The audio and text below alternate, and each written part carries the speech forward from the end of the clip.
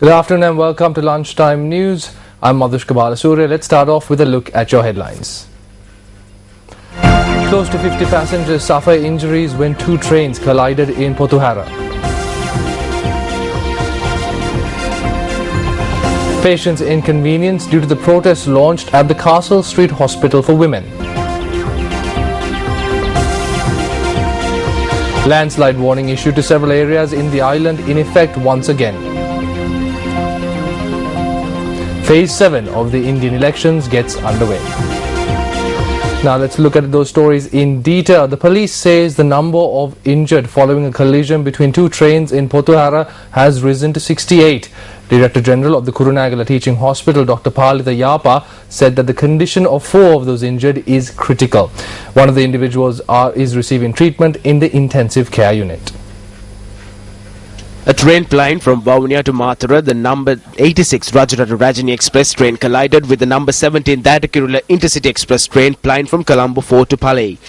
The collision occurred at around 8:45 this morning. According to our correspondent, a special police team and a special task force have been deployed to the area to ensure safety. The reason for the accident is yet to be ascertained. The injured are currently receiving treatment at the Kurunegala Teaching Hospital. When Newsfirst inquired into this incident from the police media spokesperson SSP Ajit Rona, he had this to say. 68 persons have been admitted to Kurunegala Teaching Hospital in the incident that occurred at Potuhara this morning at 8:45. 14 persons out of 68. The condition of the 14 persons out of 68 are critical according to the medical sources. The investigations have been initiated in this connection by the railway authorities, and the police is assisting them.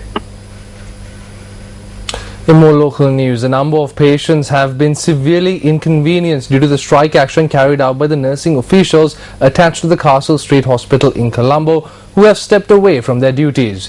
President of the association, Saman Ratnapriya, noted that nurses took this action following an incident where a doctor scolded nurses and interfered with their labour room training. Due to this strike action, the registration unit of the maternal ward had come to a standstill. As a result, expectant mothers were severely inconvenienced.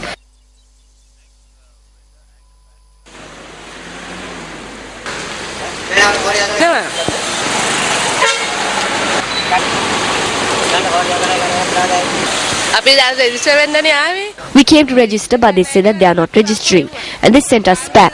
We were here since early morning. Now we are going back home. They told us that they are not registering and told us to come on another date. We were here since 3:30. We are severely inconvenienced. We didn't know.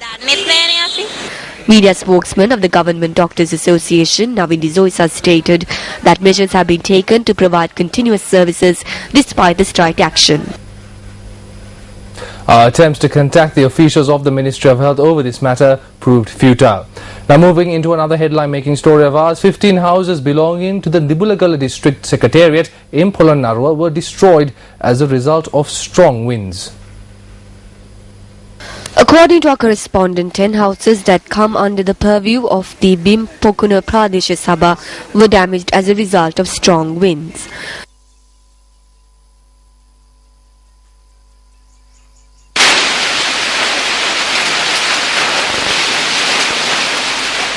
Five houses in the Bogaswa village, 2 were damaged by the winds that had swept through the area. Our correspondent in Porungama Madirigiri said that 10 houses were damaged in the area as a result of the adverse weather condition in the island. In the meantime, the warning issued for landslides by the Disaster Management Centre will be in effect until 10 tonight. The Assistant Director General of the Centre, Pradeep Kodipilli, said that if showers continue in the next 24 hours, areas including those in the Kandy district and Mathale districts will be at risk of facing landslides. Kodipilli further said that 163 people are currently placed in 2 displaced camps. The heavy rain occurred in Vavuniya district. It was reported yesterday night at the moment. So for the moment, 57 families being temporarily accommodated in 2 common locations in Vavuniya Chettikulam area. So the relief things is being going on now with the help of relief services and the disaster management unit and the district secretary. So apart from that, there are no incidents being reported in other areas of Sri Lanka due to bad weather prevails since yesterday. Still in local news. Director General of the Archaeology Department, Professor Gamini Adhikari, says that if the historical Demala Mahasahaya in Polonnaruwa is constructed accordingly, it may be considered as the world's largest brick structure. The initial excavation in order to preserve the historical Damila Mahasaya commenced at the center of the Mahasangharatna Set Pirit Sajjayana last morning.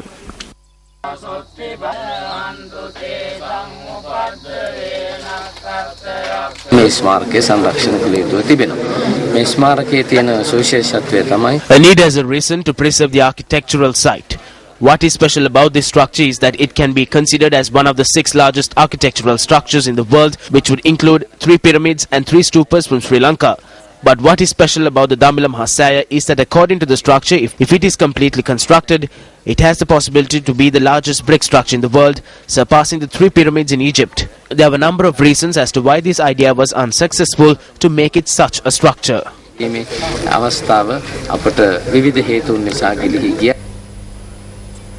Now, in a follow-up to a story we brought you yesterday, it has been revealed that gemstones which were robbed from a business in Manila were estimated to be worth around 274 million rupees. Police media spokesperson SSP Ajit stated yesterday that the gemstones were valued at 2.6 million rupees. The broker that arrived along with the robbers had been taken into custody.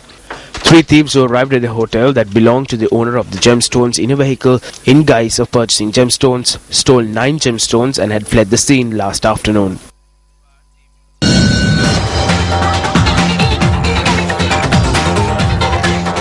Starting off international news with a look at the Indian elections. Indian voters were voting today to decide the fate of Prime Ministerial favourite Narendra Modi as well as chief of the ruling coalition Sonia Gandhi in a crucial stage of the 9-phase general election. A total of 89 constituencies in 7 Indian states and 2 union territories are set for polls in the 7th phase of a general election that will decide the fate of over 1.2 billion people. Security and election officials were deployed at thousands of polling booths to ensure a smooth day of polling. In the western state of Gujarat, home of Narendra Modi, the favourite to be country's next Prime Minister, the main opposition Bharatiya Janata Party is going all out to ensure comprehensive win for its leader. Despite scorching heat, voters began lining up at the polling booths across the state, including Gandhinagar, the capital of Gujarat. Modi stands on the cusp of leading the world's most populous democracy after an election that looks set to make his party the country's biggest. Today, long lines of voters could also be seen outside polling booths in Jhansi town of India's northern Uttar Pradesh state. Meanwhile, another interesting contest is brewing up in the northern state of Punjab, bordering Pakistan, where Arun Jaitley, a potential finance minister in Modi's government, is fighting against the former royal Amritsar, home to the holiest Sikh shrine of Golden Temple. In another high-profile constituency, people of Rai Bareli will vote to decide the fate of Congress Party chief Sonia Gandhi, where her daughter Priyanka has been campaigning extensively to garner support for her mother's 3rd consecutive term. Parts of eastern state of West Bengal will also vote today. Indian elections are notoriously hard to call. However, due to the country's diverse electorate and parliamentary system in which local candidates hold great sway.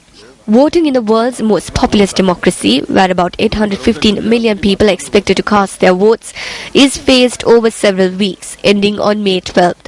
Results are due to be announced on May 16th.